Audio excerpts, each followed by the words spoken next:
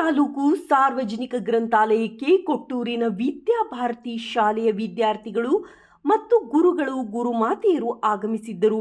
ಇವರಿಗೆ ಸಾರ್ವಜನಿಕ ಗ್ರಂಥಾಲಯದ ಮಹತ್ವವನ್ನು, ಅಂದರೆ ಕತೆ, ಕಾದಂಬರಿ, ನಾಟಕ, ಸಾಹಿತ್ಯ, ಸ್ಪರ್ಧಾತ್ಮಕ ಪರೀಕ್ಷಾ ಪುಸ್ತಕಗಳು, ಇತರೆ ಪ್ರಮುಖ ಭಾಷೆಯ ಪುಸ್ತಕಗಳ ಬಗ್ಗೆ ಹಾಗೂ ಡಿಜಿಟಲ್ ಗ್ರಂಥಾಲಯ ಮತ್ತು ದಿನಪತ್ರಿಕೆ ನಿಯತಕಾಲಿಕೆಯ ಬಗ್ಗೆ ಗ್ರಂಥಾಲಯ ಸಹಾಯಕ ಮಲ್ಲಪ್ಪ ಗುಡ್ಲಾನೂರ್ ಅವರು ಮಕ್ಕಳಿಗೆ ಹೇಳಿದರು. ಹಾಗೆ ಈಗಿನ ಮಕ್ಕಳು ಮೊಬೈಲ್ ನೋಡುವುದನ್ನು ಬಿಡಬೇಕು ಎಂದು ಮಲ್ಲಪ್ಪ ಅವರು ಹೇಳಿದರು.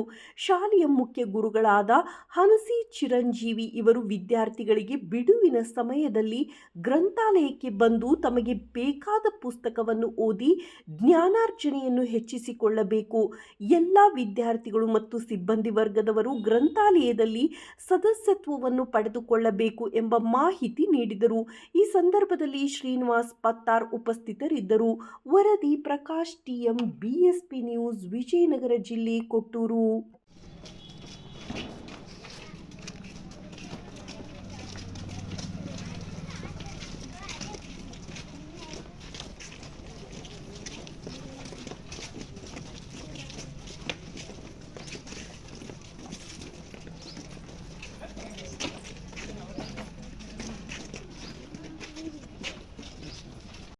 ಒಂದಿಷ್ಟು ಮಾಹಿತಿಯನ್ನು ಕೊಡಲಿಕ್ಕೆ ಇಷ್ಟಪಡ್ತೀನಿ.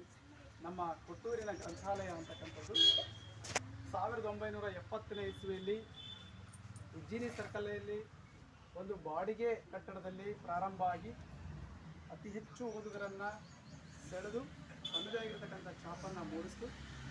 ಹಾಗೆ 2002ನೇ ಇಸ್ವಿಯಲ್ಲಿ ತನ್ನದೇ ಆಗಿರತಕ್ಕಂಥ ಒಂದು ಸ್ವಂತ ಕಟ್ಟಡವನ್ನು ಹೊಂದಿ ಸುಸಜ್ಜಿತವಾಗಿರತಕ್ಕಂಥ ವ್ಯವಸ್ಥೆಯನ್ನು ಮಾಡಿಕೊಡ್ತು.